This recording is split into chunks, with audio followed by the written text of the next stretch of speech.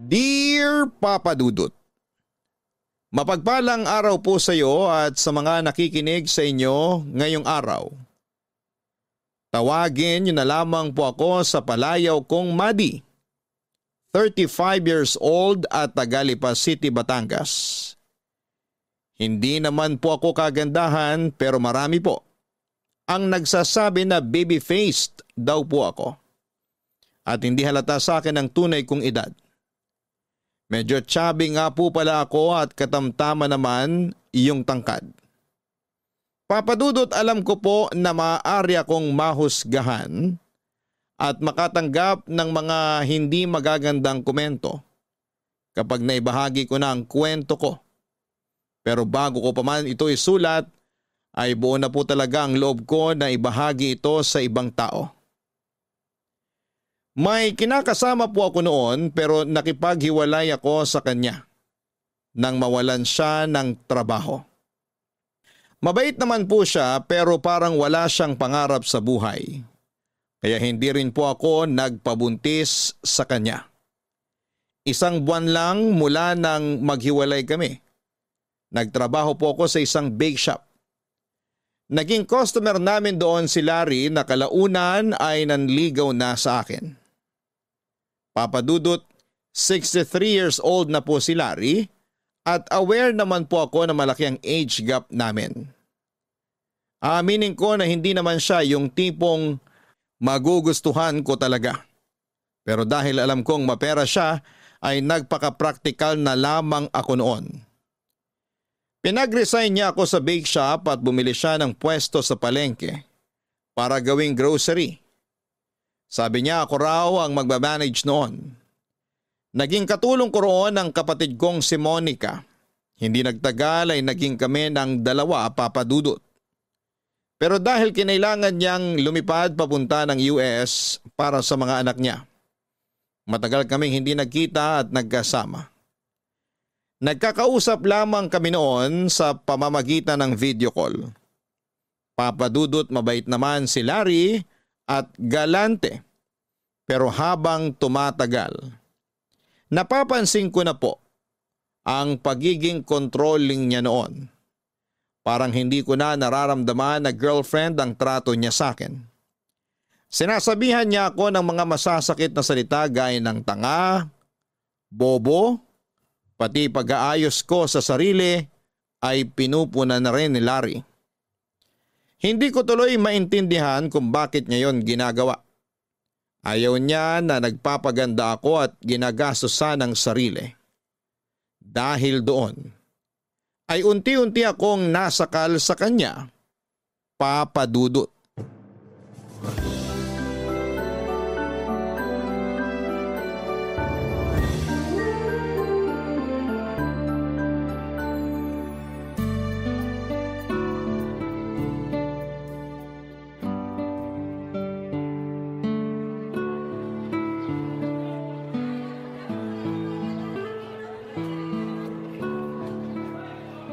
Hindi na naman daw pumasok yung nakuha mong tendera, ate.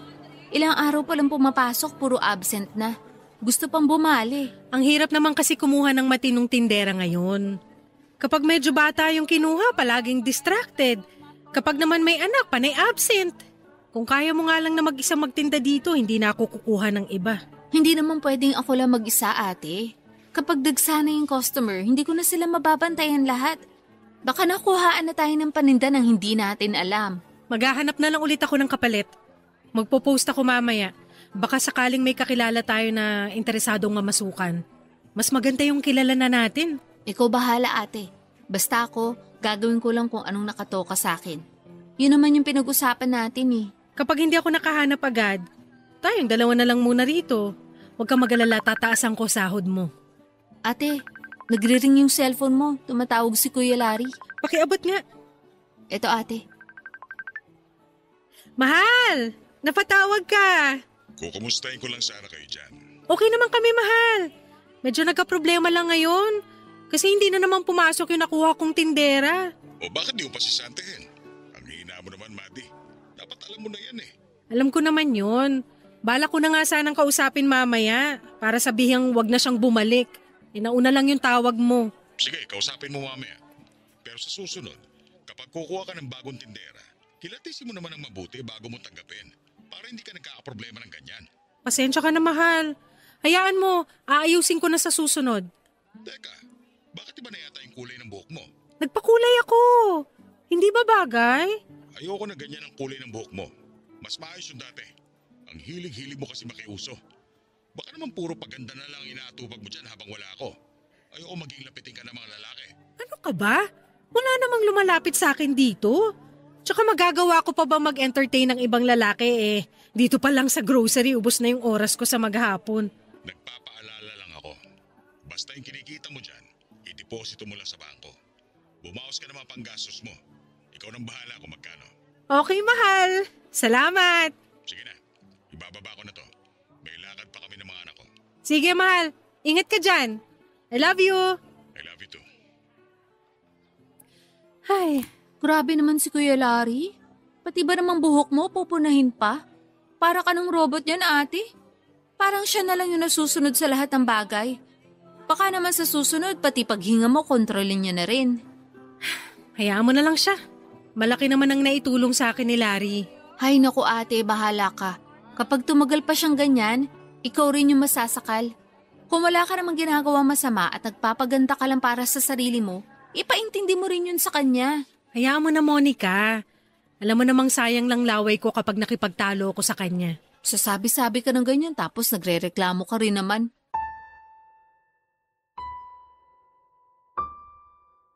Papadudot, tama si Monica. Sinasabi ko lang yon pero nagrereklamo rin naman ako sa pagiging controlling ni Larry. Sa katagalan kasi ay hindi ko na yon nagugustuhan. Pinangako ko noon sa sarili ko na kapag nagkapera ako, hindi ko titipirin ang sarili ko kaya natuto akong mag-ayos. Ang problema ay parang ayaw ni Larry na nagmumukha akong maayos at maalaga sa sarili. Yun ang hindi ko maintindihan sa kanya. Hanggang sa nalaman ko na lamang na kaya pala niya yun ginagawa ay para hindi ako magustuhan ng ibang lalaki. Nang sinabi ni Larry na mag-extend pa siya ng bakasyon sa US, kasama ang mga anak niya ay nakaramdam ako ng kakaibang saya. Nakaranas ako ng kaunting kalayaan dahil hindi ko siya araw-araw nakakasama. Hanggang sa makilala ko si Romer. Customer namin siya sa grocery dahil doon siya palaging namimili. Mas matanda lang siya sa akin ng 1 taon. Pamamasada ng tricycle ang hanap buhay niya. Nakwento niya sa akin na hiniwalayan daw siya ng asawa niya at sumama sa ibang lalaki. Taga Cebu raw yung lalaki at kasama na nito ang asawa niya. Nagsimula ang pagiging close namin ni Romer sa mga simpleng biruan tuwing bumibili siya sa grocery. Noong tumagal-tagal na ay naging friends na rin kami sa Facebook. Madalas na siyang nagchat-chat sa akin mula nang inaccept ko ang friend request niya. Papadudot, aminin ko na mabilis akong naging komportable sa kanya. At sobrang saya ko talaga kapag siya yung kausap ko. At lahat ng iyon ay hindi ko nararamdaman sa boyfriend kong si Larry, Papadudot.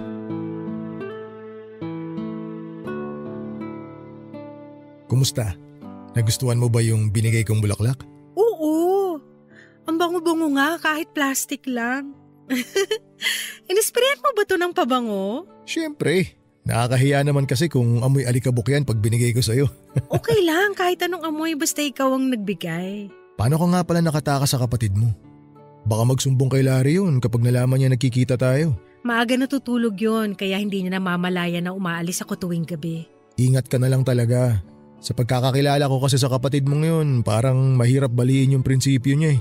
Naiinis na nga ako minsan. Bakit ka naman naiinis? Paano kasi? Nasasakal na nga ako sa kakapuna sa akin ni Larry, dumadagdag pa siya. Sinasabihan niya ako sa pakikipagngitian ko sa mga customer. Alam nga naman nakabusangot lang ako maghapon, di ba? Baka naman wala nang bumili sa amin. Sus, hayaan mo na yung kapatid mo. Baka malungkot lang talaga buhay nun. Ang isipin mo na lang yun sa ating dalawa. Ay, kailan pa kaya tayo magiging malaya? Huwag mo na munang isipin yung paglaya mo kay Larry. Mapapakinabangan mo pa naman siya eh. So ano, okay lang sa'yo na magkarelasyon tayo habang kami pa? Paano kung biglang umuwi yon tapos hindi ako makaalis sa grocery? Di tiis-tiis muna. Ganun talaga kasi kayo pa nung Larry na yon. Pero kapag natigok na siya, magkakasama na tayong dalawa. Tayo na yung magpapalago ng negosyong sinimulan mo. Mukhang matagal pang mangyayari yun. Hindi ganun kadaling humiwalay kay Larry, lalo na ngayon. Malaki na yung utang na loob ko sa kanya. Hindi naman magiging maayos yung buhay ko ngayon kung hindi dahil sa binigay niyang kapital para sa grocery. Kahit na siya yung nagpondo sa grocery, may parte ka rin doon kasi ikaw naman nagpalago. Tsaka alam mo, habang nauuto mo pa siya, mag-ipon ka na rin ng sarili mong pera. Huwag may deposito lahat dun sa bangko na alam ni Larry. Magbukas ka ng sarili mong savings account. Yung para sa'yo talaga. Saka na. Baka kasi malaman niya na may iba pa akong account. Magtatabi-tabi na lang muna ako ng cash. Kung gusto mo, pwede ka naman magtabi ng pera sa akin. O kaya ako na magbubukas ng account para dun mo na i-deposito lahat ng ipon mo. Wag na. Pwede naman ako makisuyo kay Monica kung sakali. O ikaw ang bahala. Basta kapag may maitutulong ako, sabihan mo lang ako. Salamat, mahal. Mahal? Di ba yun na tawag mo kay Larry? Oo, ayaw mo ba? Parang tunog kabit kasi. Paano ka naman naging kabit? Hindi ko pa naman nasawa si Larry. Tsaka malabo akong pakasalan nun.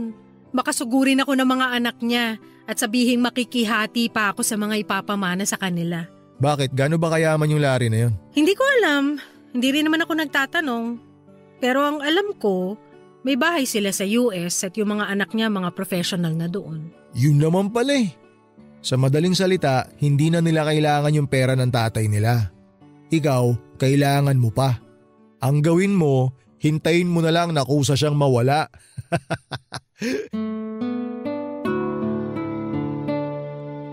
Papadudot na bulag ako noon sa pagmamahal na ipinaparamdam sa akin ni Romer. Sweet siya at maasikaso. Palagi niya akong kinukumusta at nagdadala din siya ng mga kakanin tuwing pumupunta sa grocery. Patago niya yung ibinibigay sa akin dahil nag-iingat pa rin kami na mahalata ni Monica na may relasyon kami ni Romer.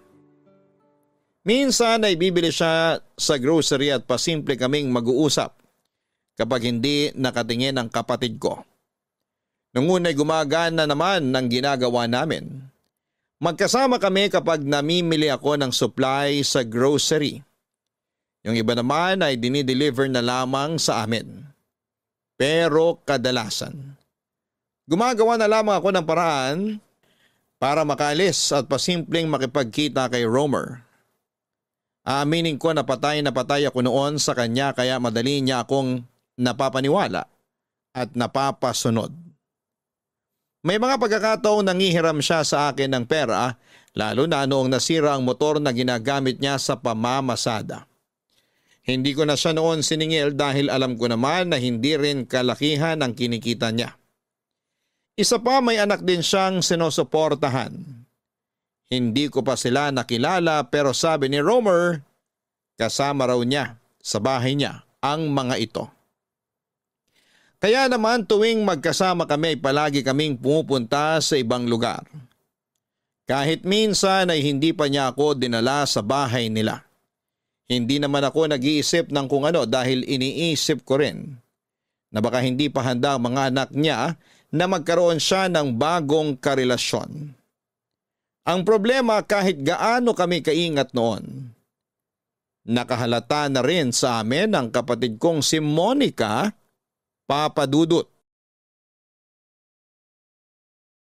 Papadudot yung pwesto nga po pala na nabili noon ni Larry ay may kwarto sa likod.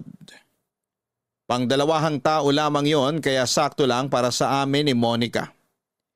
Yung ibang tindera namin ay nag-uuwian na lamang at pumapasok ng maaga. Nung umuwi sa probinsya ang kapatid ko para dumalaw sa lola naming may sakit, doon natulog si Romer at may nangyari sa aming dalawa. Mula nang mangyari yon ay naulit pa yon ng ilang beses hanggang sa naging normal na lamang sa aming dalawa.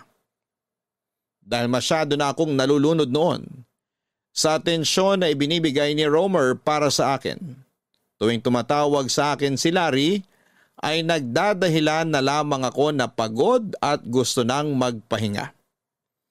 Para hindi na humaba pa yung usapan namin. Isa pa'y ginagawa ko rin yon para magkaroon kami ni Romer ng oras para sa isa't isa. Mas masaya ako kapag siya ang kausap ko.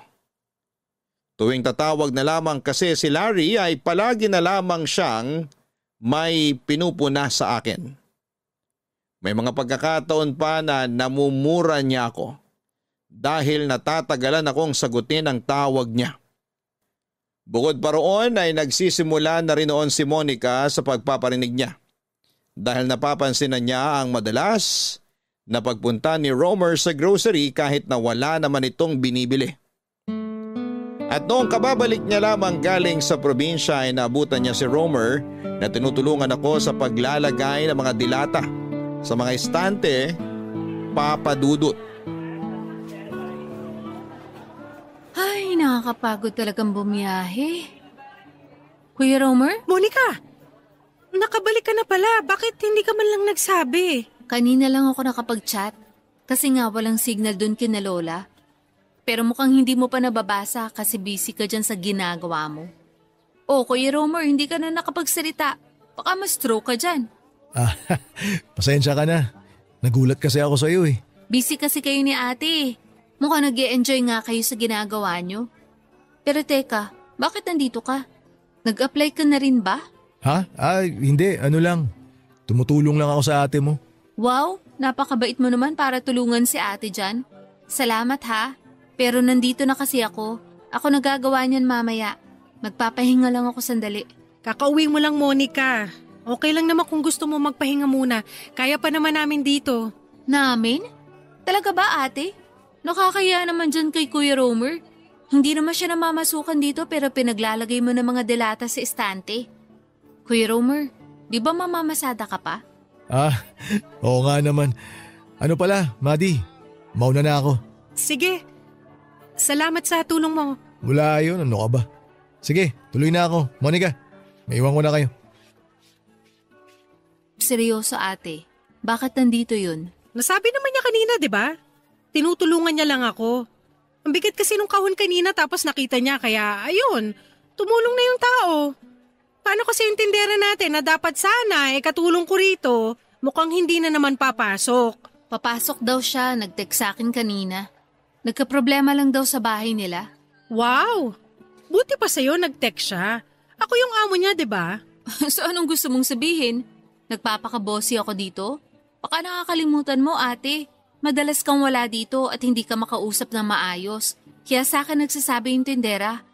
Kung maayos ka lang sana makitungo sa kanila, edi sana hindi natatakot makipag-usap sa iyo yung tindera natin dito. Hindi ko na kasalanan kung masyado silang matatakutin.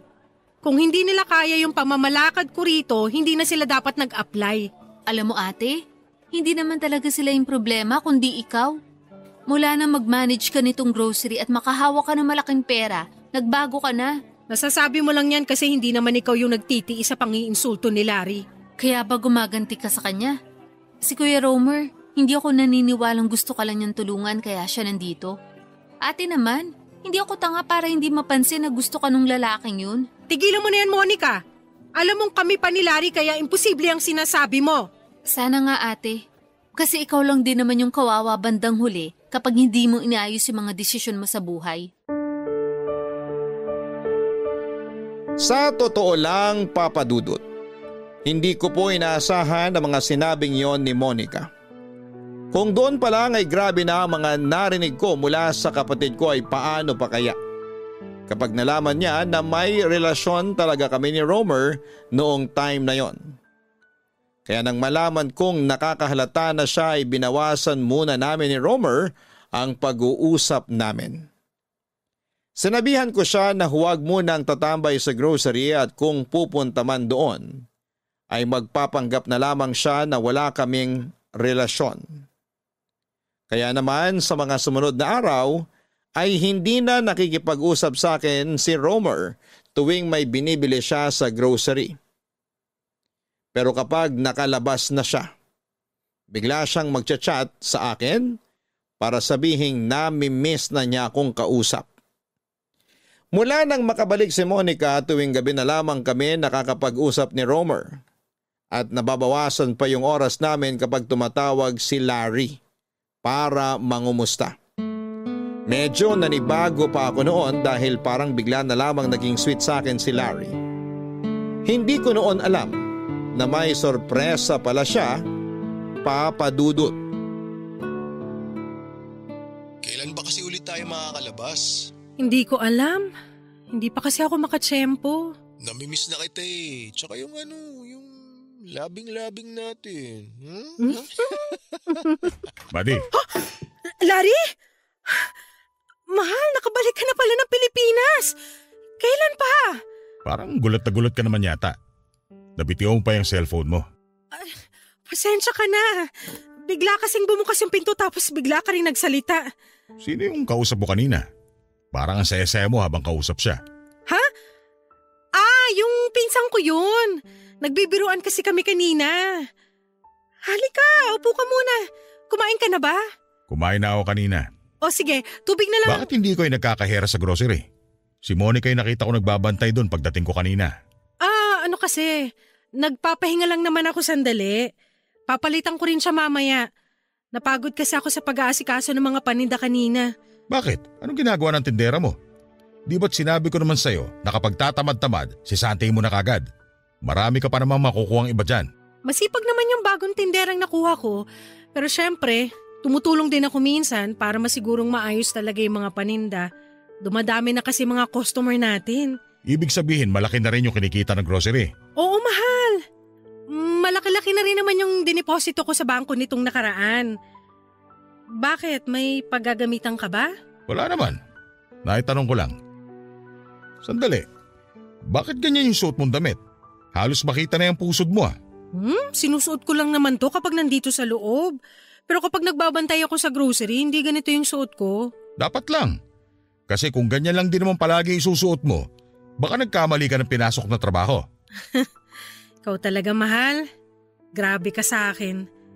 Ngayon lang naman ako nagsuot ng ganito, tsaka wala namang ibang nakakakita kundi si Monica lang. Kahit na. Hindi ko gusto yung ganyan ka manamit. Sorry na. Hayaan mo sa susunod. Hindi mo na ako makikitang nakaganito. Ibibigay ko na lang kay Monica tong damit ko. Ikaw ang bahala. Nga pala, magbihis ka. May pupuntahan tayo. Saan? Isasama kita sa bahay ko. Ha? Ano namang gagawin natin dun? Tinatanong pa ba yon? Alam mo namang hindi ko kaya magtagal sa ganito kalit na kwarto. Tsaka masyadong mainit dito. Buti nakakahinga pa kayo rito ng kapatid mo. Sanay na kasi kami. Tsaka nakakasurvive naman kami sa init kapag naka-on yung electric fan. Pwede naman palagyan ng aircon dito kung nahihirapan kayo. Ako nang bahala sa gastos. Naku, wag na, mahal. Nakakahiya na sa'yo. Okay lang naman kami ng kapatid ko kahit electric fan lang gamit namin. Mas mainit pa rito yung mararanasan nyo kapag nag-summer na. Kaya hayaan mo na ako. Ikaw talaga? Mahal na mahal mo talaga ako, no? Siyempre naman. O sige na, magpalit ka na. Magdala ka na rin ng pamalit na damit. Doon ka muna sa bahay. Kakausapin ko na lang si Monica para siya na munang bahala magbantay sa grocery. Okay, mahal.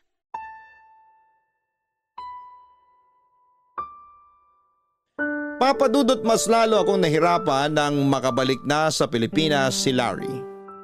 Lalo na noong sinabi niya na sa susunod na taon na ulit siya pupunta sa US. Hindi ko tuloy noon alam kung paano ako makikipagkita kay Romer. Halos hindi na rin kami makapag-usap kahit sa chat dahil palagi na kaming magkasama ni Larry. Kung saan-saan niya ako dinadala para ipasyal. At halos araw-araw na rin kaming kumakain sa labas. Gaya ng gusto niyang mangyari ay pinalagyan niya ng aircon ang kwartong tinutulugan namin ni Monica. Hindi na ako umangal noon dahil kahit na ano pang sabihin ko, alam ko naman na siya pa rin ang masusunod. Papadudot minsan lang maging malambing sa akin si Larry, mas lamang pa rin talaga yung mga pagkakataong iniinsulto niya ako at pinagsasabihan na parang bata. Halos hindi na ako makaalis noon dahil kung wala ako sa grocery, nandun naman ako sa bahay niya o kung saan man. Basta kasama siya. hanggang sa umabot na ako sa puntong gusto ko nang tapusin ang relasyon namin ni Larry dahil sa sobrang pagkamis ko noon kay Romer. Pero hindi naging madali sa akin ang lahat ng malamang kong buntis pala ko. Ang masakla pa sa mga nalaman ko ng panahong yon, kumpirmadong buntis ako. Pero hindi ko alam kung sino kina Romer at Larry ang ama ng batang nasa sinapupunan ko. Papadudot, hindi ko alam kung ano ang gagawin ko sa sitwasyon kong yon. Wala akong mapagsabihan tungkol sa pagbubuntis ko. Ayokong ipaalam yon kay Romer dahil baka bigla na lamang siyang maging agresibo at ilantad ang relasyon naming dalawa. Nasabi kasi niya sa akin noon na gustong-gusto na niyang magkaanak kami. Kapag nalaman niya yon ay baka siya pa mismo ang magtulak sa akin na hiwalayan si Larry. At hindi yon ganon kadali, lalo na't magtatagal na ito sa Pilipinas. Mas lalo namang hindi ko pwedeng sabihin kay Larry na buntis ako dahil mas lalo na akong hindi makakawala sa relasyon namin. Wala akong choice noon kundi ang magsabi sa isang tao na kahit na alam kong maprinsipyo ay hindi pa rin ako magagawang pabayaan. At yon ay ang kapatid kong si Monica. Inamin ko sa kanya na may relasyon kami ni Romer. Hindi na siya nagulat nang sabihin ko yon dahil halatang halata na raw niya yon sa amin. Pero kitang-kita ko ang galit sa mga mata niya nang sabihin kong buntis ako at hindi ko alam kung sino sa dalawang lalaking karelasyon ko ang ama ng bata. Ano ka ba naman, ate? Hindi ka na ba talaga nag-iisip? Nakapagrelasyon ka na nga sa ibang lalaki tapos nagpabuntis ka pa. Hindi pa naman sigurado na si Romer yung ama. Paanong hindi? Ate, nahuli kitang lumalabas tuwing gabi. At kahit hindi mo sabihin sa akin, alam ko na kay Kuya Romer ka pumupunta. Imposible namang nagtititigan lang kayo buo magdamag. Paano mo nasabing magdamag? Kasi hinintay kita makauwi. Hindi lang ako nagsasalita nun pero nakikiramdam ako. 3:00, ate. Yun ba yung oras ng pag-uwi ng isang matinong babae? Bakit ngayon mo lang ako kinukumpronta? Sana noon pa. Humahanap lang ako ng tiyempo. Pero hindi ibig sabihin nun kukonsintihin na lang kita dyan sa ginagawa mo. Bakit? Anong gagawin mo? Ipapaalam ko kay Kuya Larry lahat ang sinabi mo. Ano? Hindi pwede, Monica! Please, wag mo namang gawin yun. Mapapahamak ako niyan eh. Di sana naisip mo yan bago ka lumandi sa ibang lalaki. Alam mo naman na sakal na ako kay Larry. Halos sa lahat na lang siya yung nasusunod. Parang nawalan na ako ng buhay dahil sa pagkontrol niya sa akin. Nangyayari yan sa'yo kasi hinahayaan mo. Hinayaan mo siya na gawing lisensya yung utang na loob mo sa kanya para maging sunod-sunuran ka. Kung tutuusin, pwede mo namang ipaglaban yung sarili mo. Pwede mo namang patunayan na matinukang babae kaya hindi kanya kailangan paghigpitan. Pero paano mo pa mapapatunayan kung nagpalandi ka na kay Kuya Romer? Hindi ka man lang nakaramdam ng takot na baka bawiin sa'yo lahat ni Kuya Larry kapag nalaman niya may iba kang lalaki? Naisip ko na lahat ng yan. Kaya nga gusto ko na siyang hiwalayan eh. Ginawa mo na sana yan bago ka nakipagrelasyon dun sa isa. Kaso parang takot kang maubusan ng lalaki. 2 talaga. Yung isa taga-romansa, yung isa taga-abot ng pera. Ibang klase ka, ate. Hindi na kita kilala. Kapatid ba talaga kita, ha? Ang sakit mo magsalita. Dapat nga dinadamayan mo ko eh. Ikaw dapat yung una makakaintindi sa akin. Naku ate, tigilan mo ako dyan sa pangungonsensya mo. Matagal mo nang alam na ganito ako magsalita. Kaya nga tinatago mo yung kabulukan mo eh, kasi takot kang ma-real talk. Pero ngayon hindi na pwede. Sabihin mo kay Kuya Larry ang totoo. Itama mo naman yung pagkakamali mo, ate. Huwag mo nang paabutin sa puntong masisira yung buhay mo dahil sa mga ginawa mo. Hindi ko alam kung paano ko sasabihin to kay Larry. Oo, natatakot ako. Natatakot ako sa pwede niyang gawin sa akin. Paano ko saktan niya ako? Nasaktan mo rin naman siya. Minahal ka nga no tao kahit ang layo ng agwat ng edad niyo. Ang naging problema mo lang sa kanya, yung pagiging controlling niya na madadala pa sana sa usap kung hindi ka lumandi. Oo na, malandi na ako malandi! Kasalanan ko na lahat na nangyayari sa akin ngayon! Yun naman ang gusto mo marinig, di ba? Tama, kasi yun ang totoo ate. Ngayon, kung wala ka pa rin gagawin, Ihanda mo na yung sarili mo sa pinakamatindi mong karma. Aminin mo na. Kaya ka takot sabihin kay Kuya Larry yung totoo. Kasi alam mo sa sarili mo na hindi siya yung ama ng batang pinagbubuntis mo. Papadudot, sobra akong nasaktan sa mga salitang binitawan ni Monica. Hindi ko akalaing masasabi niya ang lahat ng iyon sa akin. Kung masakit magsalita si Larry ay triple pa noon. Yung mga nanggaling sa bibig ng kapatid ko. Hindi na ako nakasagot noon na tahimik na lamang ako at iyak ng iyak sa isang sulok habang iniisip kung ano ang dapat kong gawin. Saka lang kasi noon nag-sink in sa akin kung gaano kadalas may mangyari sa amin ni Romer kesa sa amin ni Larry. Malaki ang posibilidad na tama nga si Monica na baka hindi talaga si Larry ang ama ng bata kundi si Romer. Papadudot. Tahimik ko na lamang na hiniling noon na sana ay kay Larry na lamang yung batang dinadala ko. Dahil mas malaking gulo ang mangyayari kapag si Romer ang naging ama ng bata. Hindi ko na iniisip noon kung magiging masaya ako o hindi. Ang nasa isip ko na lamang noon ay kung paano malulusutan ang problemang pinasok ko. Hindi ko na rin kasi alam kung paano pa bibitaw sa relasyon namin ni Romer, gayong mahal talaga namin ng isa't isa. Isa pa ay hindi magtatagal ay magiging kapansin-pansin na rin ang paglaki ng tiyan ko. Kaya hindi ko na maitatago kay Larry ang pagbubuntis ko. Mukhang maganda talaga yung pwestong nabili ko. Ang lakas ng grocery. Naisip ko nga, paano kung magbukas pa tayo ng isang pwesto? Sino naman magmamanage nung isa? Yung kapatid mo. Hindi papayag yun. Naghahanap na siya ng ibang trabaho. Tinatapos na lang yung huling buwan niya sa grocery. Bakit naman siya aalis? Nag-away ba kayo? Hindi. Desisyon niya maghanap ng ibang trabaho. Teka, bakit ganyan ka sumagot? Ayos ka lang ba? Ayos lang ako. Marami lang akong iniisip. Ano namang iniisip mo? Kung na-stress ka masyado sa grocery, pwede ka naman magpahinga muna. Hindi naman yun yung iniisip ko. Negosyo yun, syempre hindi ko yung pababayaan. Kung ganon, anong problema? Sabihin mo sa akin, baka makatulong ako. Hayaan mo na yun. Isipin mo na lang yung para sa grocery. Kung magbubukas tayo ng panibagong pwesto, kailangan natin makahanap ng tao mapagkakatiwalaan para mag-manage nun. Kumbinsihin mo na lang yung kapatid mo. Sabihin mo tataasan ko yung sweldo niya. Mas malaki pa yung susweldohin niya sa balak niyang pasukan. Sige, susubukan ko. Malayo-layo pa tayo sa bahay. Nagpaluto na ako ng tanghalian natin. Nagugutom ka na ba? Hindi pa naman. Okay lang ako. Hindi ka kumain kanina. Nagda-diet ka ba? Hindi ako... Bakit parang lumalaki yung tiyan mo? Napaparami lang ng kain. Kaya nga naiisipan ko na mag-diet eh. Ayos lang naman kung medyo tumaba ka. Ang masama, ginamamayat ka kasi marami kang ginagawa. O nga, kaya nga hindi ko tinitipid sarili ko eh. Dapat regular ka rin nagpapacheck up. Hindi mo pwedeng pabayaan yung kalusugan mo. Okay lang naman ako. Healthy pa naman kaya wag mo na akong alalahanin. Paano kung hilingin ko sa'yo na magkaanak tayong dalawa?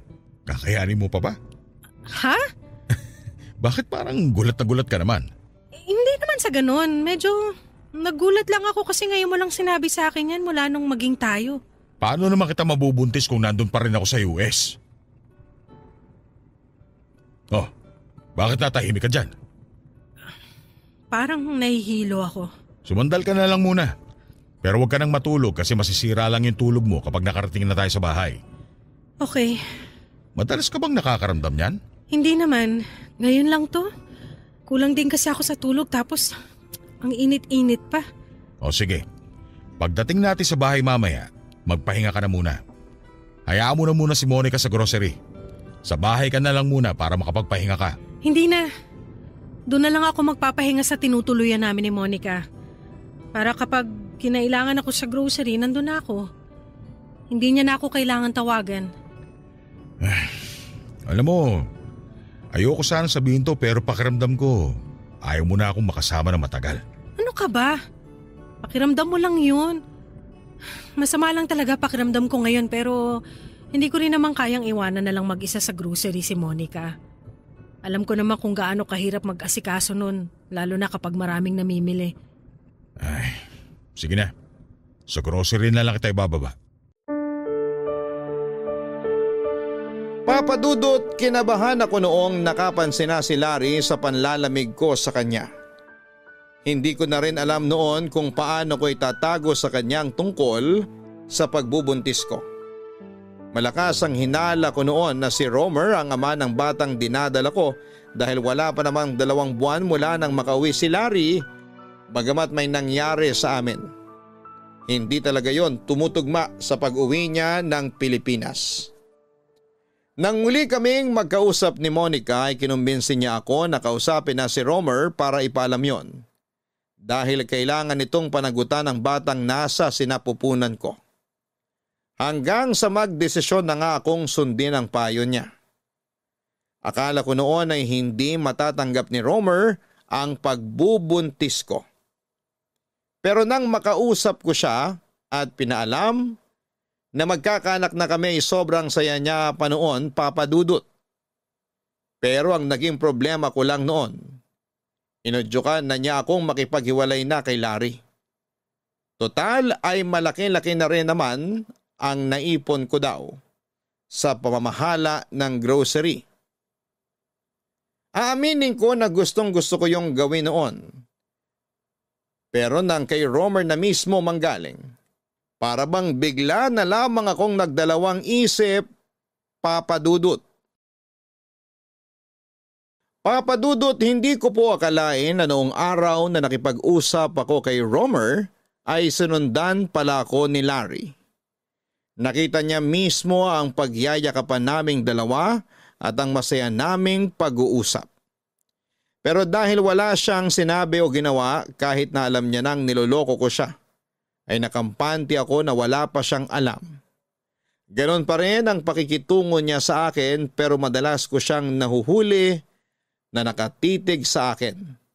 Blanko lang ang mukha niya at hindi ko alam kung galit ba o kung ano man ang iniisip niya.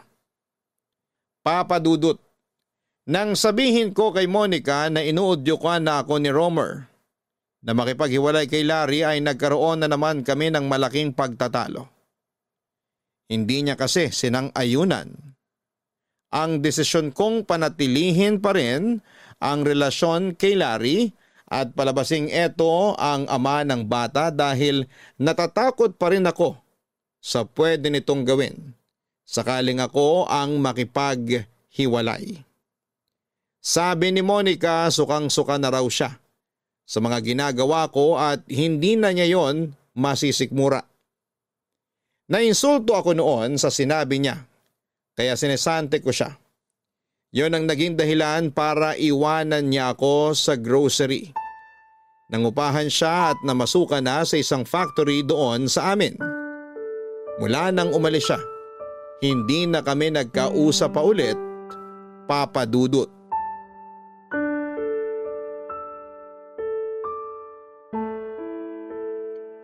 Mahal, ang aga mo ngayon ah. Wala naman akong gagawin sa bahay kaya dito na kagad ako pumunta. Nag-almusal ka na ba? Hindi na kasi ako nagluto. Kumain na ako. Nga pala, nasaan na yung debit card na hawak mo? Kailangan ko yun ngayon. Nasa kwarto, kukunin ko mamaya. Bakit wala pa yung tindera mo? Malilate daw ng konti. Nasa si Monica? Wala. May lakad ba siya? Wala, umalis na. Ano? Bakit naman siya aalis? Akala ko ba nakausap mo na siya? Ayaw na nga dito nung tao, pipilitin ko pa ba? Bakit naman pinalayas mo? O sige, aminin ko. Sinisanti ko na. Masyado na kasing nagpapakabosi dito. Mag-impake ka na. Mag-e-empake? Saan tayo pupunta? Hindi tayo. Ikaw lang yung aalis. Ano? Anong ibig mong sabihin? Hindi kita maintindihan, mahal. Wag na wag mo na akong tatawaging mahal. Malandi ka. Mahal, ano ba yung sinasabi mo? Hindi ako malandi, alam mo yun. At sa tingin mo mabibilog mo pa yung ulo ko, ha? Alam ko na yung sikreto mo, buddy. Sinundan kita nung nakipagkita ka sa lalaki mo. Kitang-kita ng 2 mata ko kung paano mo ako niloloko. Tapos ngayon magmamangmangan ka pa? Akala mo siguro hindi ko malalaman na matagal mo na akong ginagago. Mahal, hayaan mo muna ako magpaliwanag. Gusto mo magpaliwanag? Sige, gaano katagal mo na akong niloloko? Mahal! Sinabi ko na sa'yo na huwag mo na akong tatawagin yan. Sagutin mo yung tanong ko. Wala nung nasa US ka pa. Bakit mo nagawa yon? Hindi ko alam. Hindi pwedeng hindi mo alam. Ginusto mo lumandi sa ibang lalaki, kaya imposibleng wala yung dahilan. Magsabi ka na lang ng totoo. Gusto mo yung totoo? Nagawa ko yung kasi nasasakal na ako sa'yo. Nasasakal? Sa paano paraan? Halos lahat na nga binibigay ko sa'yo. Oo. Pagdating sa pinansyal, hindi ka naman talaga nagkulang eh. Pero mula nung naging tayo, ikaw na lang palagi yung nasusunod sa ating dalawa. Ayaw mo nag-aayos ako. Pati mga damit ko palagi mong pinupuna. Parang nawala na ako ng karapatan sa sarili ko. Sana sinabi mo. Paano ko malalaman yung nararamdaman mo kung hindi ka nagsasabi? Ibig sabihin lang nun, manhid ka. Hindi ka marunong makiramdam. Hindi na kasi dapat sabihin sa'yo yun. Nagkaasawa ka nga at nagkaroon ng pamilya pero hindi mo man lang natutunan kung paano makiramdam? Ginawa ko lang yun para hindi ka maging lapitin ng mga lalaki. Bakit? Wala ka bang tiwala sa akin? Pagkatapos ng ginawa mo, parang pinatunayan mo na rin sa akin na hindi ka talaga katiwa-tiwala. Kaya huwag mo nang itanong yan. Ayusin mo na yung mga gamit mo. Meron ka pa hanggang bukas para umalis dito. Hindi mo ako pwedeng paalisin! Buntis ako! Sino ka ba? Yung lalaki mo? Ikaw yung ama ng batang dinadala ko! Sige, para magkaalaman tayo, sasamahan kita sa doktor. Gusto kong malaman kung ilang buwan na yung pinagbubuntis mo. Kapag nalaman ko na buntis ka na bago pa ako makabalik ng Pilipinas, hindi mo magugustuhan ang gagawin ko! Papa Dudut, parang lalo ko pang ipinahamak ang sarili ko nang samahan ako ni Larry sa doktor at nakumpirmang buntis na ako bago pa man siya makauwi. Sa galit po noon ni Larry, bukod sa pinalayas na niya ako ay binawi niya rin lahat ng mga ibinigay niya sa akin. Mga gamit, pera, lahat ng pwede kong pakinabangan ay kinuha niya. Kaya nang umalis ako sa grocery ay nagmukha akong kawawa. Wala akong ibang naisip na hinga ng tulong noon kundi si Romer. Hindi ko na nagawang makatawag sa kanya noong araw na yon dahil tulala pa ako sa mga nangyari. Pero pagdating ko sa bahay niya, wala siya roon at iba ang nakausap ko. Nagpakilala yung babae bilang kapatid niya na siyang nagbabantay sa mga anak niya. Hindi ito naniwala nang sabihin kong girlfriend ako ni Romer. Nang sabihin nito ang dahilan, para akong sinampal ng paulit-ulit. Nang malaman kong hindi pa naman pala talaga hiwalay si Romer sa asawa niya. Nagtatrabaho lang daw ito sa Cebu kaya magkalayo ang dalawa. Karma. Yun lang ang naisip kong dahilan kung bakit yon nangyayari sa akin ng mga sandaling yon, Papa Dudut. Mabuti na lang at may naipon ako noon kahit kaunti na hindi alam ni Larry kaya may nagamit pa akong pera para makapagrenta. Pero noong mag-isa na lamang ako, saka ko lang napagtanto na mahirap pala kapag wala kang kakampi. Kaya naman kahit alam kong galit pa ang kapatid kong si Monica ay tinawagan ko siya para humingi ng tawad.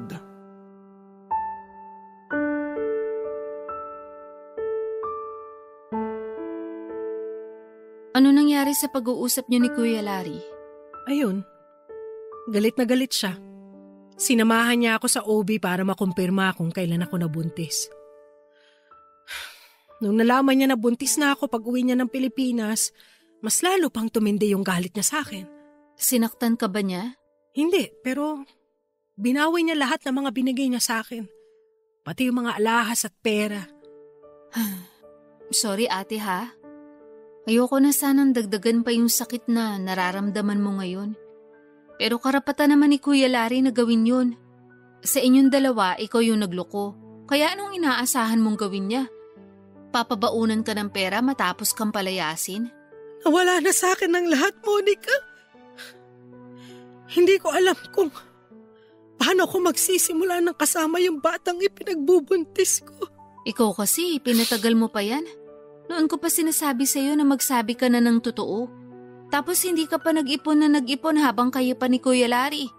May panimula ka sana, kaso wala. Yung naipon mo, mapupunta lang sa panganganak mo. Tulungan mo ko, Monica, please.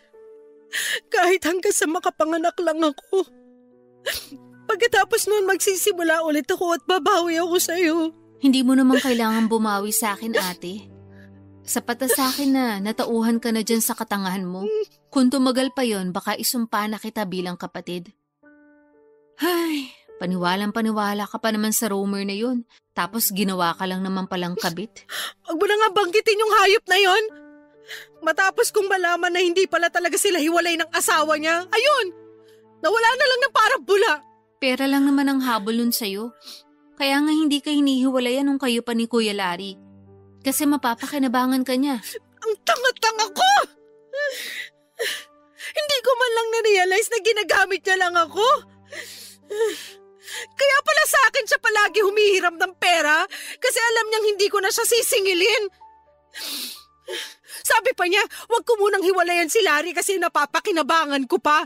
Kung talagang mahal ka niya, bakit hahayaan ka niya mahirapan sa lalaking hindi mo naman gusto? Dapat matagal na siyang gumawa ng paraan para patunayan na kaya kanyang panindigan. Pero wala eh. Galit na galit ka sa akin kapag pinapamukha ko yun sa'yo. Akala mo, kontrabida ako sa buhay mo. Sorry na.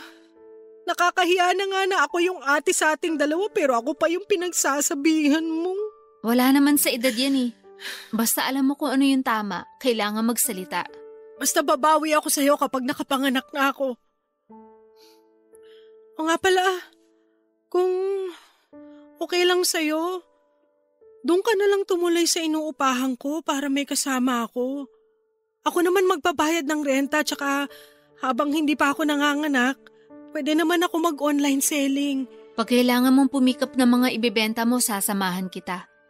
Pero kapag may pasok ako, hindi kita matutulungan. Schedule mo na lang na tuwing weekends ang pick up ng items. Oo, ganun nga yung gagawin ko. Si Kuya Larry, may nasabi ba siya kung anong plano niya sa grocery? Wala na. Baka nga sinumpa na ako nun ngayon kaya malabo na talaga na mag-usap pa kami ulit. Pero kung sakali bang patawarin ka niya, makikipagbalikan ka pa? Hindi na. Masyado nang nakakahiya yung ginawa ko. Tsaka baka kapag naging kami ulit, masakal na naman ako tapos hindi ko mapanindigan yung relasyon namin. Buti naman kaya mo na mag-isip ng tama. Grabe ka naman sa akin. Nagkamali lang naman ako. Pero hindi ibig sabihin nun, magiging mali na ako buong buhay ko.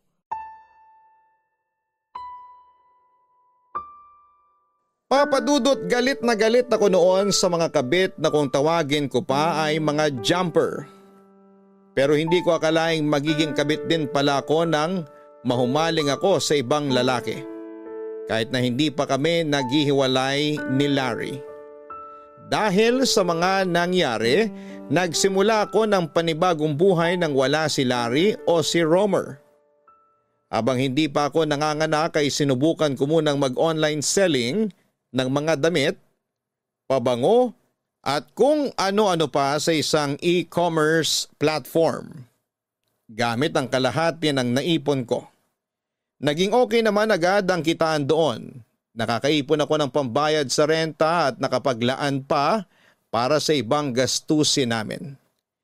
Yung kalahati kasi ng savings ko kasi noon ay nakatabi na para sa panganganak ko.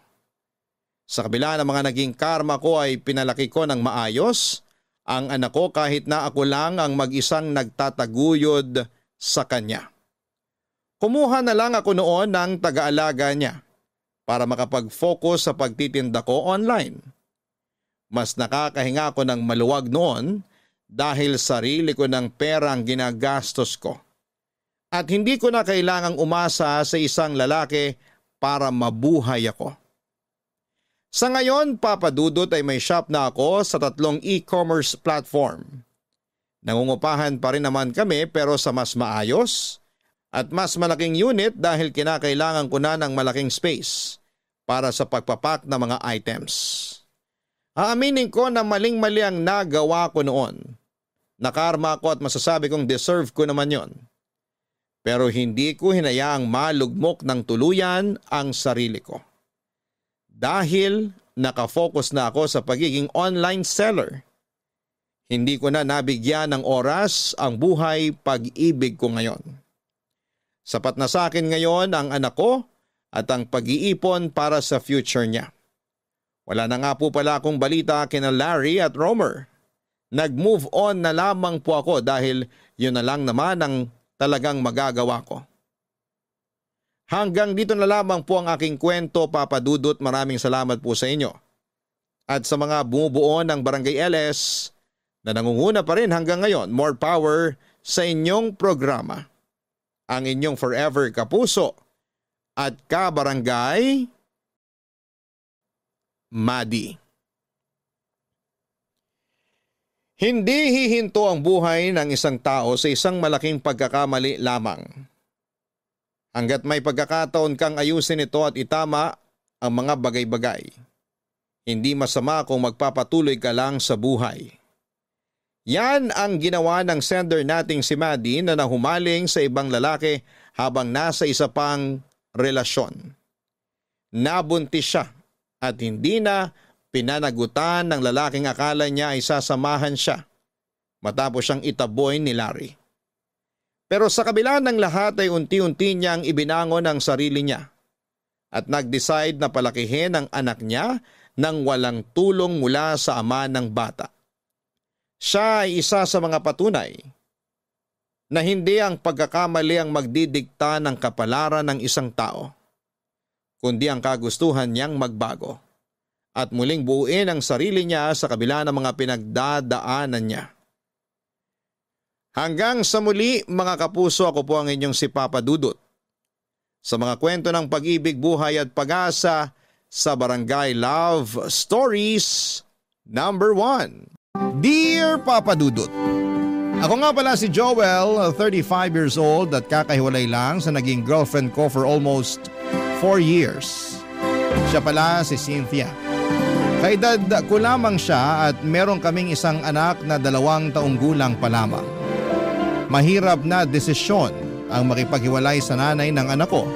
Sino ba naman ang gustong mapunta sa isang broken family, hindi ba? Kaya lang ay hindi ko na matiis ang ugali ni Cynthia. Lagi niya akong pinaghihinalaan na may ginagawang hindi maganda. Palibasa noong time na naging kami ay malala pa ang trust issues niya dahil niloko siya ng dating boyfriend niya.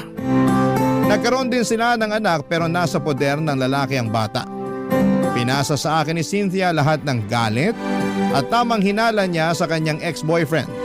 Noong una ay sinubukan ko namang tanggapin yon. Mahal ko eh. Kaya lang habang tumatagal ay nakakapagod din pala ang ganong klase ng sitwasyon. Nakadagdag din ang pagiging high maintenance niyang babae. Hindi siya nakontento sa kung ano lang ang kaya kong maibigay sa kanya. Alam naman niya na hindi ganong kalaki ang sahod ko. Galing kasi siya sa may kayang pamilya kaya hindi niya matanggap na maliit lamang ang naibibigay ko sa kanya. Yun madalas ang nagiging away din namin dahil nasasaktan ang pagkalalaki ko sa tuwing pinamumukha niya sa akin na hindi sapat ang naibibigay ko. Hanggang isang araw ay nakipaghiwalay na ako sa kanya, Papa Dudut.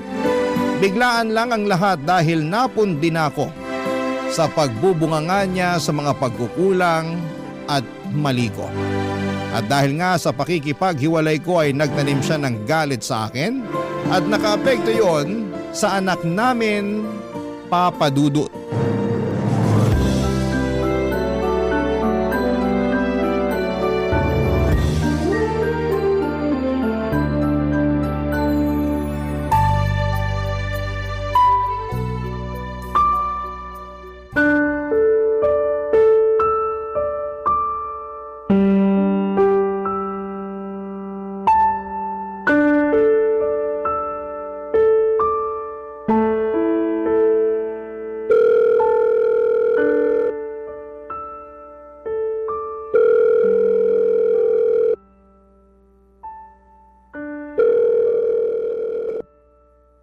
ba?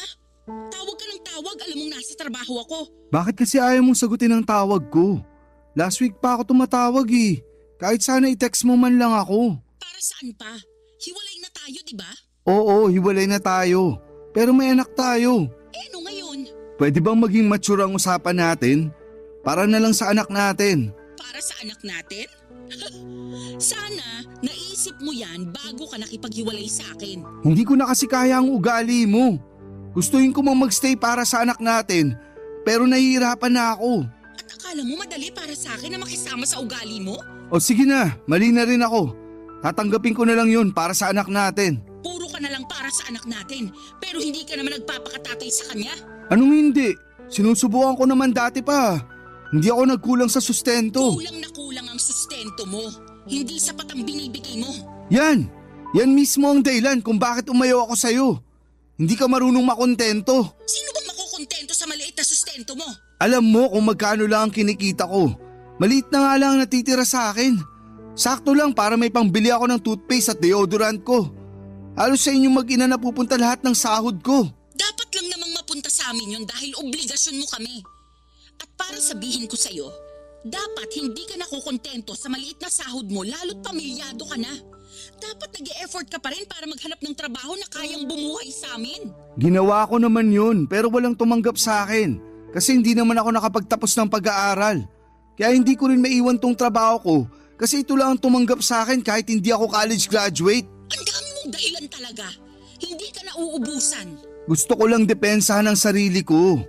Cynthia, magkaayos na tayong dalawa para sa anak natin. Maging maayos naman na sana ang pakikitungo natin sa isa't isa kahit hindi na tayo nagsasama. Huwag mong asahan na magiging maayos ang pakikitungo ko sa'yo kasi galit pa rin ako sa'yo. Baka naman pwedeng isang tabi mo man lang yung nararamdaman mong galit sa akin para naman makasama ko rin ang anak natin. At sinong nagsabi sa'yo na gusto ko pang ipakita sa'yo ang anak natin? Cynthia, ako ang ama niyan. May karapatan ako sa kanya. Tinanggal mo na ang karapatan mo sa kanya nung iniwan mo ko. Huwag naman ganyan, please. Gusto ko makasama ang anak natin. Huwag mong ipagkait sa kanya na magkaroon ng isang ama. Hindi ka maayos na ama. Kaya ayos lang kahit wala ka sa buhay niya. Hindi man ako naging mabuting karelasyon sa paningin mo, pero hindi mo pwedeng sabihin na hindi ako naging mabuting ama sa anak natin. Parehas lang yun. Kung gusto mong maging mabuting ama sa kanya, sana naging mabuti ka rin sa nanay niya. Kaso hindi.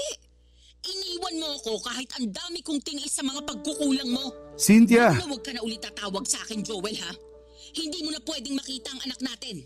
Tapos na tayo, di ba? Tapos na rin ang koneksyon mo sa anak natin. Mangiyak-ngiyak ako sa katigasan ng loob ni Cynthia mula noong nagkahiwalay kaming dalawa, Papa Dudut. Pinagdamot na niyang makita ko ang anak namin. Nakiusap ako ng ilang beses para lamang ipasilip man lamang niya sa akin ang bata kahit nga video ko lamang sana pero ayaw niya. Nangutang ako ng malaking halaga para ibigay yon kay Cynthia pero tinanggihan niyang tanggapin yon. Hindi pa rin daw yon sapat. Ayaw niya talaga akong patawarin. Alam kong pinipersonal na lamang niya ako dahil sa pakikipaghiwalay ko sa kanya. Sinubukan kong lapitan ang mga kaibigan niya na nakilala ko at nakiusap sa kanila na baka pwedeng kausapin nila si Cynthia para lumambot na ang puso niya. Lahat sila'y walang nagawa, naging dahilan din yon para kagalitan niya ang mga kaibigan niya.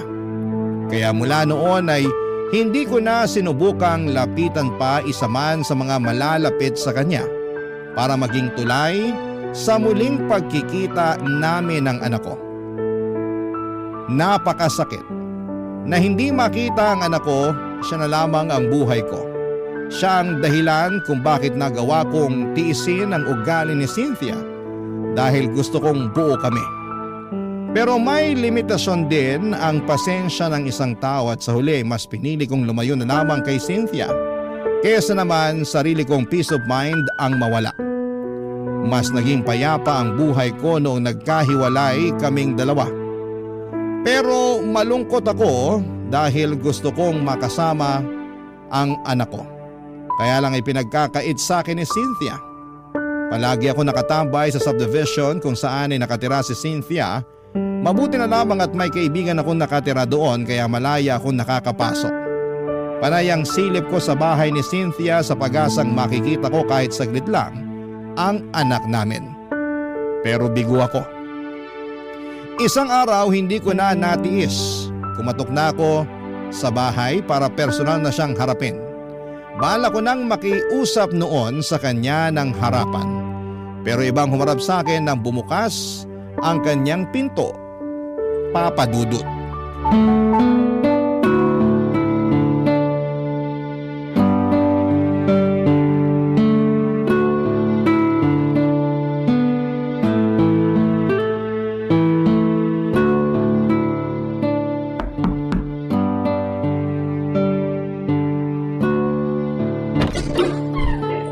Sino po kayo? Sino ka? Hala? Ako po kaya unang nagtanong. Joel ang pangalan ko. Andyan ba si Cynthia? Naku, umalis po kaninang umaga. Ganun ba? Mga anong oras kaya siya makakabalik? Baka po hapon na yon kasi dadaan daw muna siya sa bahay ng parents niya bago po siya bumalik dito. Sino ka nga pala? Ay, pasensya na, hindi po agad ako nakapagpakilala.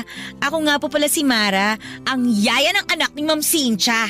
30 years old at mula sa lugar ng mga matatapang, Etivac, Cavite! Hanip ang intro pang Miss Universe. Kabog, di ba? Sabi niyo kasi magpakilala ako eh. Kaano-ano mo si Cynthia? Ay, naku, teka lang po baka miyembro kayo ng Budol-Budol Gang ha? Kasi yung mga ganyang tanungan, napanood ko na yan sa balita eh. Hindi. Ay, ex-boyfriend ako ni Cynthia. Kayo po yung lagi niyang sinasabi na kampo ng demonyo. Naalala ko na. Kayo yung tatay ng anak niya. Ang sakit naman nung kampo ng demonyo. Pero sige, tatanggapin ko.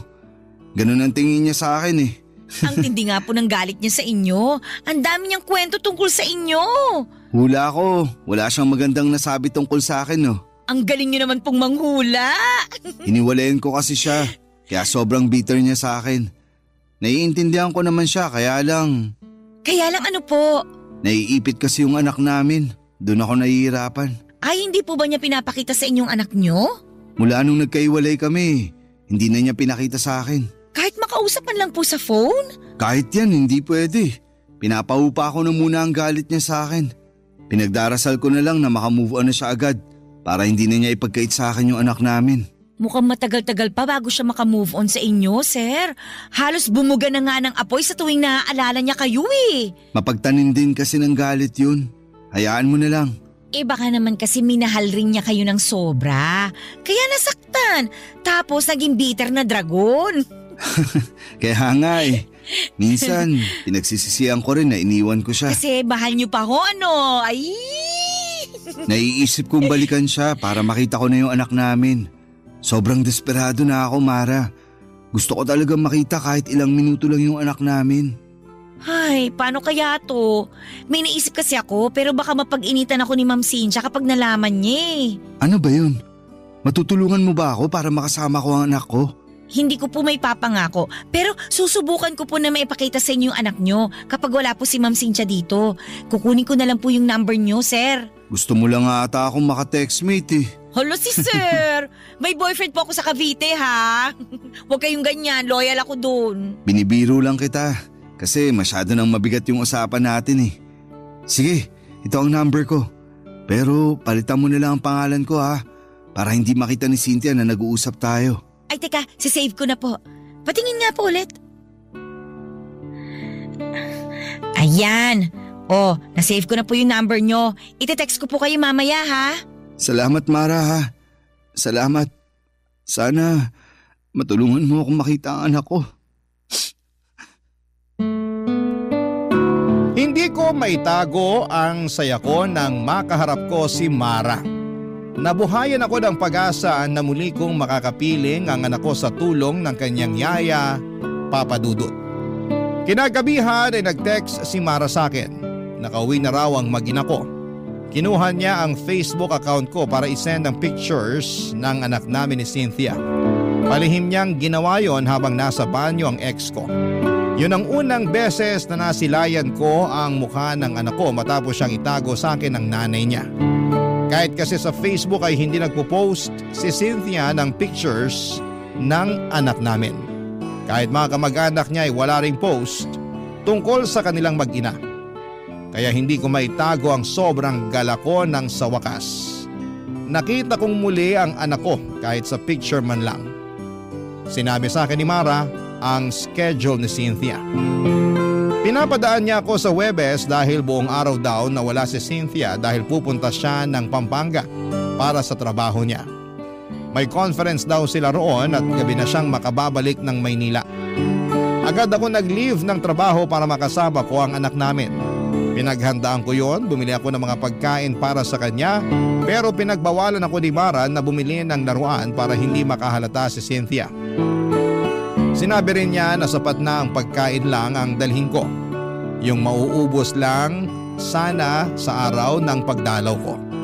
Tinulungan ako ni Mara para makapagtago ng maayos kay Cynthia. Dahil oras na malaman ni Cynthia na nakakasama ko ang anak ko ay baka mas lalo lamang siyang gumawa ng paraan para ilayo siya sa akin. Hindi ko yon makakayanan, Papa Dudut. Kaya buong ingat kami ni Mara sa mga pagpunta ko roon para kahit kaunti ay hindi maghinala si Cynthia sa ginagawa naming lihim na pagkikita, Papa Dudut. Barangay Love Stories. Barangay Love Stories. Papa Dudut, tubong Cavite nga si Mara. Sa mga sumunod na araw na pagdalaw ko ay marami na akong nalaman sa kanya. Meron na pala siyang anak na 6 years old mula sa kanyang ex-boyfriend. Nasa Cavite ang bata at nadadalaw niya kapag day off niya tuwing Sabado hanggang Linggo ng tanghali. May boyfriend din siya na kasama na niya sa bahay nila sa Cavite. Yun daw ang nag-aalaga ng anak niya. Mabait daw ang boyfriend niya at wala siyang masabing hindi maganda roon dahil siyang tumayo bilang ama ng anak niya. Nakita ko naman kung gaano niya pinagmamalaki ang boyfriend niya. Isang bagay na hindi nagawa sa akin ni Cynthia noong kaming dalawa pa lamang. Kinakahiya kasi niya ako noon dahil nga mas malaki ang kinikita niya at galing pa siya sa mayamang pamilya. Natatandaan ko pa. Noong mga unang buwan na magkarelasyon kami ni Cynthia ay gusto niya sa dating kondo niya lamang kami magkasama. Ayaw din niyang mag-post kami ng picture na magkasama. Nasasaktan ako noon. Pero prangka naman niyang inamin sa akin na hindi ako gusto ng pamilya niya dahil may kaya nga sila sa buhay.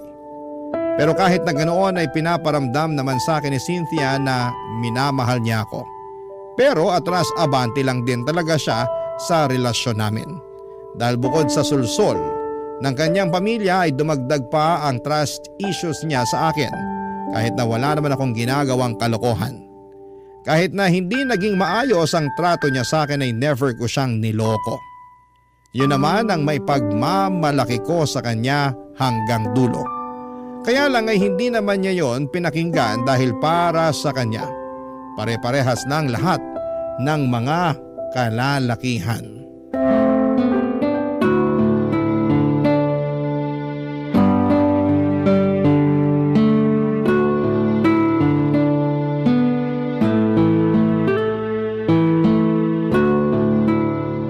Pinagod niyo po yung anak niyo, sir. Ang himbing kagad ng tulog, oh. Sorry na.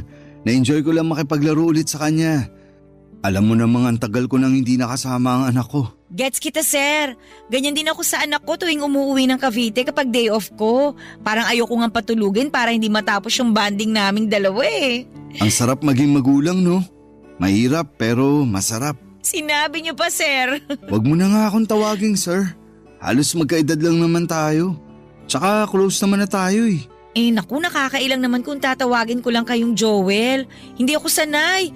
Tatay kayo ng inaalagaan kong bata. Pero hindi naman kita pinapasahuran. Kaya tanggalin mo na yan sir ha. O sige na nga, susubukan ko. Mara, salamat talaga ha. Naging tulay ka para makasama ko ulit ang anak ko. Alam mo, ilang beses ka nang nagpasalamat. Okay na nga yun. Masaya akong makatulong. Tsaka kailangan talaga ng bata na makasama din ng tatay niya. Sana ganyan din ang mindset ni Cynthia. Ay, kaso hindi eh. Dinamay niya yung personal na galit niya sa akin para hindi ko makita ang anak namin. Hintayin na lang nating makamove on si Ma'am Cynthia. Lalambot din yun. Parang hindi ko na nga inaasahan yan. Yung ex nga niya bago ako, hanggang ngayon sinusumpa pa rin niya. May mga ganong tao lang po talaga, mapagtanim ng galit. Kahit maliliit na pagkakamali, hindi niya kayang patawarin. Isang beses, alam mo ba, nakalimutan ko lang siyang batiin para sa mansari namin. Aba, hindi na niya yun pinalagpas. Lagi niyang sinusumbat. Keso wala raw akong pakialam sa relasyon namin. Isang beses lang naman nangyari yun. Teka, may ganyang experience din ako kay Ma'am Cynthia. Minsan, nakalimutan ko ilabas yung basura. Ayun, mula noon may trust issues na siya sa akin. Halos oras-oras bago matulog, pinapaalala niya sa akin yung basura. Kahit hindi naman na naulit yun. Pero wala na siyang tiwala sa akin. Ang sabi niya, mauulit pa raw yung pagkalimot ko. Aabangan daw niya yun at ipamumukha niya sa akin. Ganyan nga siya. Gusto niyang mapatunayan lagi na tama siya. Kaya babantayin niya lahat ng galaw mo para makahanap ng butas. Gusto niyang may paglaban na hindi siya nagkakamali ng iniisip tungkol sa'yo. Ay, nakakapagod yun. Buti nga natiis niyo eh. Ikaw din naman natiis mo siya. Wala naman po akong choice kundi magtiis. Malaki kasi ang pasahod niya sa akin eh. Hindi naman alagain yung anak niyo. Si Ma'am Cynthia na lang talaga yung kailangan kong pagpasensyahan. Sana balang araw, ma-realize niya yung ugali niyang ganun. Mauubusan talaga siya ng taong iintindi at magtitiis sa kanya kapag hindi pa siya nagbago. Matanong ko lang Joel, wala ka na bang nararamdaman na pagmamahal sa kanya? Mahal ko pa naman siya. Hindi naman yun agad-agad na nawawala. Napagod lang talaga ako noon kaya ako nakipaghiwalay. Pero andun pa rin yung love ko sa kanya. Huwag mong sasabihin ha, papalakpak na naman ang pride noon kapag nalaman niya. Naku, ayoko na rin kayo magkabalik ang dalawa. Ha? Bakit naman? Kasi kapag pinag-uusapan natin siya, ramdam ko yung lungkot at stress sa'yo. Pero kita ko pa naman sa mga mata mo na may feelings ka pa rin naman sa kanya. At okay lang yun. Hindi naman basta-bastang nawawala yun eh. Nanay kasi siya ng anak mo. Salamat sa pag-intindi ha. Sobrang bigat lang kasi talaga ng pinagdaanan ko sa kanya. Siya ang pinakaminahal ko sa lahat ng mga nakarelasyon ko. Pero siya yung pinakamasakit na lesson na dumating sa buhay ko. Takot ka na siguro magmahal ulit ano?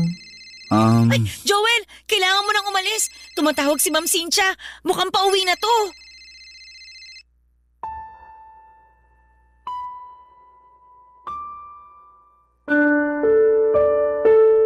Nagpanik kaming dalawa ni Mara dahil nabaga ang pag-uwi ni Cynthia. Pinagdadampot ko na lamang lahat ng kalat at pagkain na pinagsaluhan namin ni Mara at ng anak ko bago ako lumabas. Nagmadali akong pumunta sa bahay ng kaibigan ko sa subdivision na yon. Doon muna ako magpapalipas bago ako mag-book ng masasakyan. Kailangan munang makauwi ni Cynthia bago ako lumabas ng subdivision para hindi kami magkasalubong na dalawa. Ganon na kasi ang sistema namin. Napakiusapan ko naman ang kaibigan ko. Naintindihan niya ang sitwasyon ko lalo't saksi siya sa naging relasyon namin ni Cynthia. Tinitext na lamang ako ni Mara kung nakarating na ba si Cynthia sa bahay niya at saka na ako aalis ng subdivision. Ilang buwan na rin na naging ganon ang kalakaran namin. And so far ay hindi naman kami nahuli. Madalas kaming nagkakausap ni Mara para humingi ng update sa anak ko.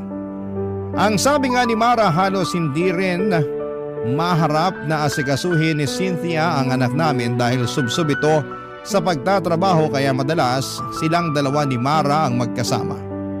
Laging nagkukulong si Mara at ang anak ko sa kwarto niya at doon nagvi-video call kami ng palihim. Habang naglalaro ang anak ko, naka-on lang ang video para makita ko siya. Mabuti na lamang at tahimik ang anak ko kapag nakaka-video call ko siya. Araw-araw ay gano'n ang mga nangyayari. Siguro isang pasasalamat din na naging busy si Cynthia sa trabaho niya para kahit sa video call man lang ay makita ko ang anak ko. At syempre, hindi siya makakahalata sa sitwasyon namin. Isang Sabado nag-message si Mara sa akin. Hindi raw siya nakauwi ng Cavite dahil may biglaang meeting si Cynthia. Kaya pinapunta niya ako doon. Sakto namang day off ko kaya may oras ako para pumunta doon. Bumili ako ng pagkain para sa anak ko at rosas naman para kay Mara bilang thank you ko sa kanya sa mga ginagawa niya para sa aming mag-ama, Papa Dudut.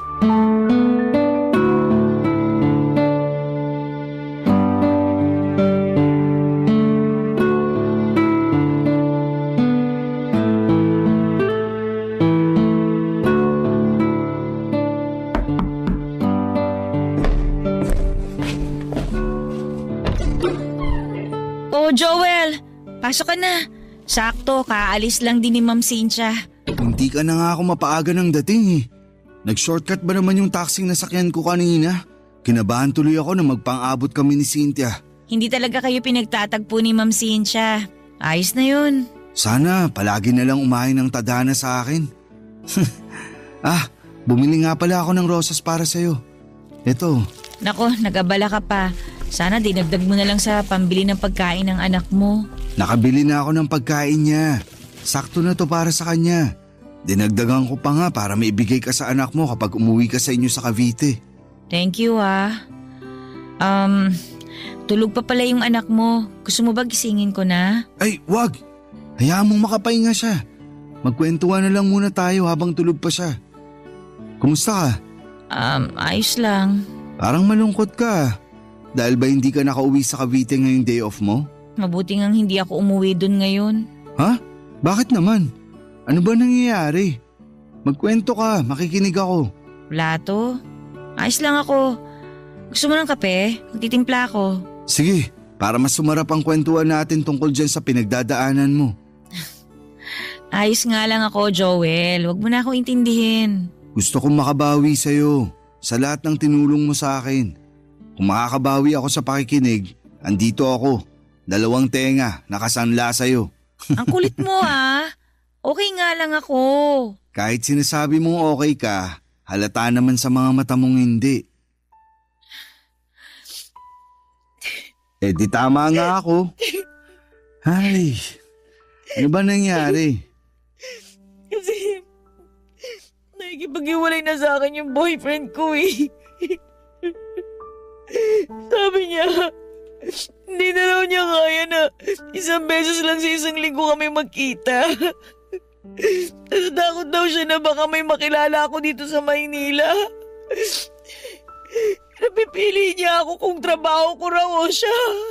Anong sinabi mo? Sabi ko pag-iisipan ko. So may chance na iwan mo ang trabaho mo rito para sa kanya? Oo, kasi mahal niya yung anak ko eh. Mabait naman siya. Mahal mo ba? Parang. Hindi mo naman pala mahal pero bakit nagstay ka sa kanya? Kasi bihira na lang yung maayos na karelasyon ngayon eh. Maswerte ako na nakilala ko siya kasi minahal niya ako tapos damay pa yung anak ko. Naiintindihan kita. Nakakalungkot lang kung sakaling pipiliin mong iwan tong trabaho mo para sa kanya. Hindi pa naman ako sigurado sa magiging desisyon ko. Gusto ko pa rin naman tong trabaho ko. Lalo na't napamahal na rin sa akin yung anak niyo ni Ma'am Cynthia. Salamat ha. Bilang magulang, masarap sa pandinig yung sinabi mo. Napakaswerte ng boyfriend mo sa'yo. Sana lang huwag kanyang i-pressure na mamili. May karapatan ka pa rin namang magdesisyon para sa sarili mo. Thank you Pwede bang payakap? Parang kailangan ko lang kasi ngayon. Sige. Halika rito. Kailangan ko rin naman ng yakap ngayon eh. Papa Dudut, nagkayakapan kami ni Mara. Inakala kong sandali lang yon para medyo gumaan ang pakiramdam niya. Pero hindi siya kaagad bumitaw. Nakayakap siya ng mahigpit sa akin at kasabay noon ay nadinig ko ang pag-iyak niya. Halatang naguguluhan at nahihirapan siya sa problemang kinakaharap niya. Aaminin ko na pagyakap niyang yon ay may naramdaman akong kakaiba. Nakaramdam ako ng init sa katawan ko. Lalo na noong dinidikit pa niya ang bandang dibdib niya sa akin. Papa Dudut, hinawakan ko ang kanyang buhok at hinaplos-haplos yon para doon mabaling ang atensyon ko at hindi ako makagawa ng hindi maganda. Pero sa ginawa kong yon ay mas lalong dumikit sa akin si Mara. At nang kumala siya sa pagkakayakap sa akin ay agad niya akong hinalikan. Ako naman, Papa Dudut, ay nagpaubaya. May nangyari sa aming dalawa sa sala ng bahay ni Cynthia. Mabilis lamang yon dahil natakot din kami na biglang dumating si Cynthia. Nang matapos kami, nakayakap pa rin si Mara sa akin at sinabing yon ang unang beses na nakaramdam siyang muli ng saya. Sa piling ko lang daw niya naramdaman yon. Napangiti ako at aaminin kong magaan din ang loob ko kay Mara at nakikita ko siyang mabuting tao base na rin sa kanyang pananalita at kung paano niya kami asikasuhin ang anak ko.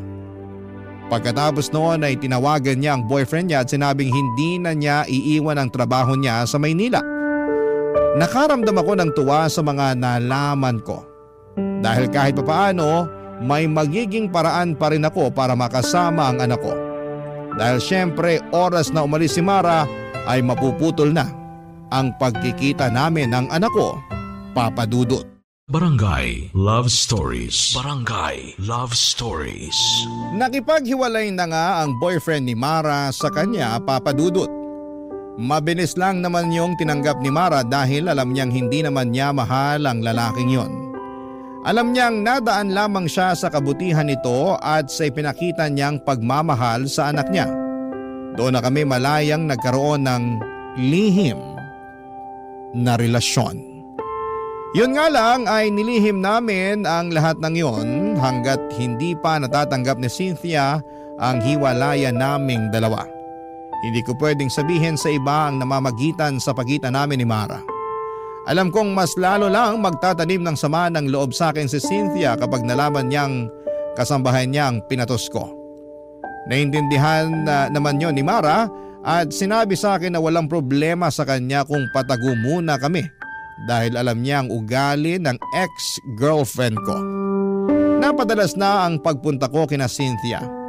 Kahit andon si Cynthia ay nagagawa ko pa rin makipagkita kay Mara. Doon nga lang kami sa bahay ng kaibigan ko nagtatagpo kapag tulog na si Cynthia. Madalas nga, kapag dumadalaw na ako sa bahay ni Cynthia, hindi ko na halos nakakasama ang anak ko kasi mas madalas na kaming magkaharutan ni Mara. Nananabik din kasi ako sa feeling na merong nagmamahal sa akin. Pero hindi naman namin pinapabayaan ang anak ko ha, ikaklaro ko lang. Siyempre alam niyo naman na siguro yung pakiramdam ng mga unang buwan ng relasyon, hindi ba? Kumbaga nakaikot lang kayo sa mundo ng bawat isa at ini-enjoy ang lambingan at saya. Ganon ang nangyayari sa amin noon ni Mara. Nagkakaroon kami ng sariling mundo kung saan kaming dalawa lamang ang pwedeng makapunta at makakita.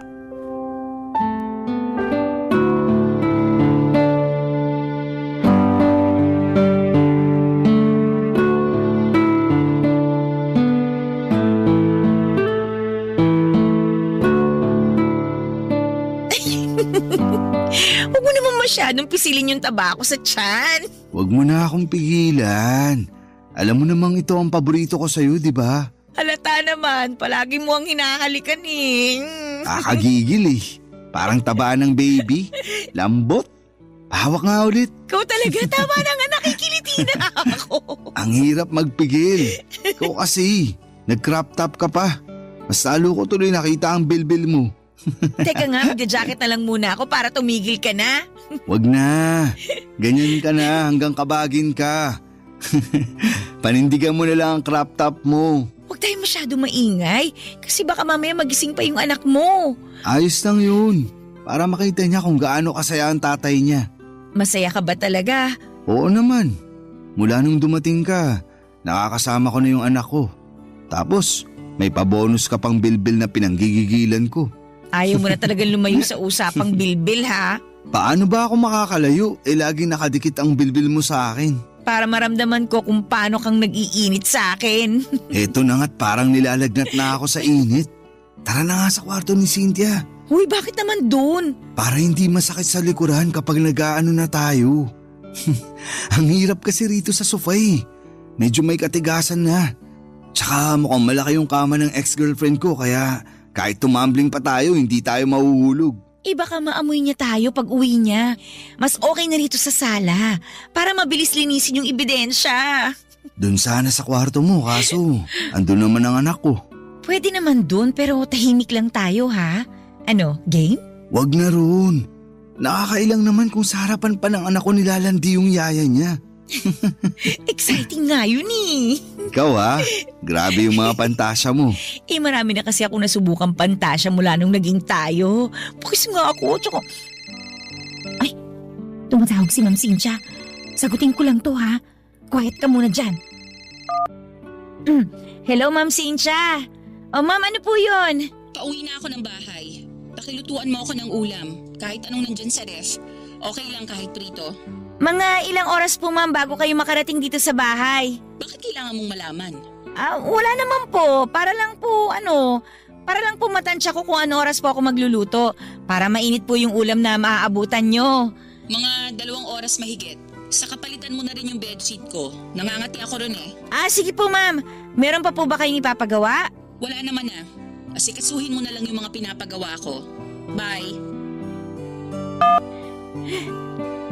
Joel? Ano yun?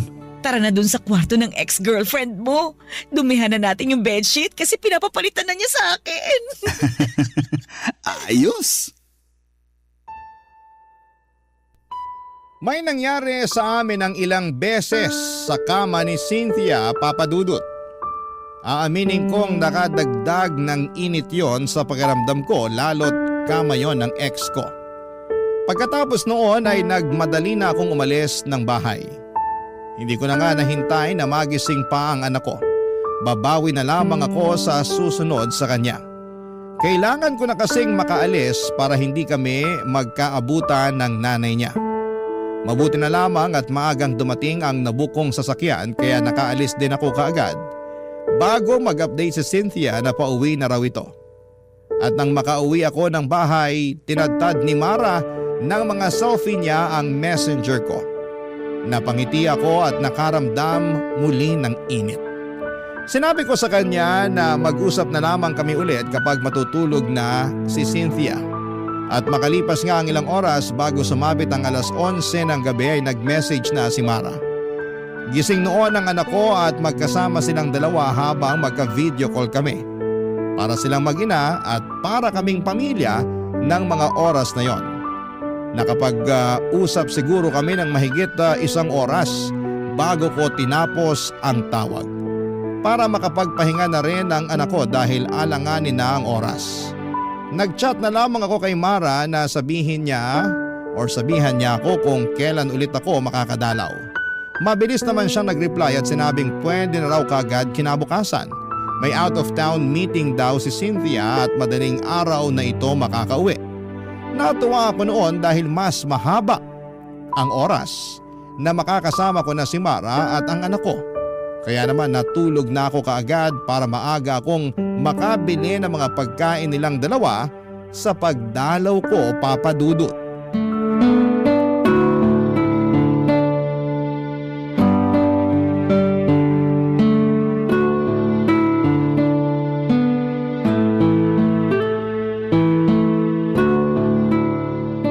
Uy, ang dami mo namang biniling pagkain. Gusto mo talagang kumapal pang bilbil ko ha? Sakto lang yan para sa buong araw natin. Madaling araw pa talaga ang uwi ni Cynthia, di ba? Sabi nga niya baka bukas na raw ng tanghali ang uwi niya. Uy, ayos ah. Baka pwede pa ako makatulog dito nun. Para may experience ko namang matulog buong gabi kasama kayo ng anak ko. Gusto ko rin naman yun. Yaan mo, kapag lumamig na ang lahat, magagawa na natin yan. Sa ngayon, magtago lang muna tayo. Buti ka pa. Ang lawak ng pangunawa mo. Sana ganyan din si Cynthia. Wow! Cynthia! Ma'am! Akala nyo ganun ako katanga para hindi makahalata? 1 buwan ko nang alam ang ginagawa nyo. Palihim ako naglagay ng CCTV dito sa bahay, lalo na sa kwarto ko. Huminahon ka muna. Huminahon? May oras pa ba ako para gawin yun? Punong-puno na ako ng galit sa inyong dalawa. Ma'am, sorry po. Sorry saan? Sa pagpapapasok ng ahas dito sa bahay ko? Ay teka, ikaw pala ang ahas na pinapasok ko rito. Huwag mo siyang pagsalitaan ng ganyan. Ako ang may kasalanan. Ako ang namilit na ipakita niya sa akin ang anak natin. Anak lang ba natin ang gusto mong makita, Joel?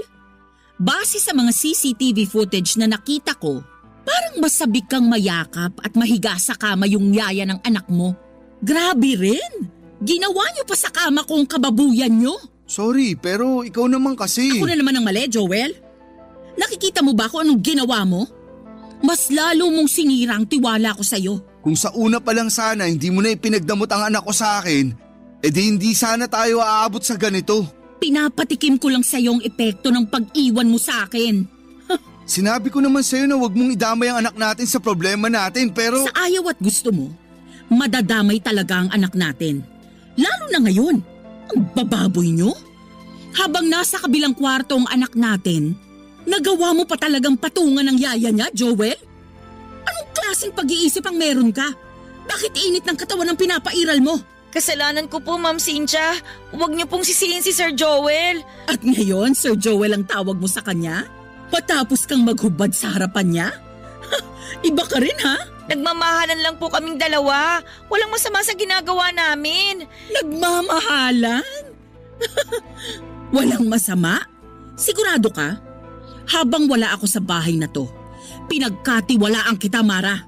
Ang bilin ko sa'yo, wag na wag kang magpapapasok ng ibang tao. Pero sinunod mo ba yon? Hindi. Sabihin mo ngayon sa akin kung walang masama sa ginawa mong yon.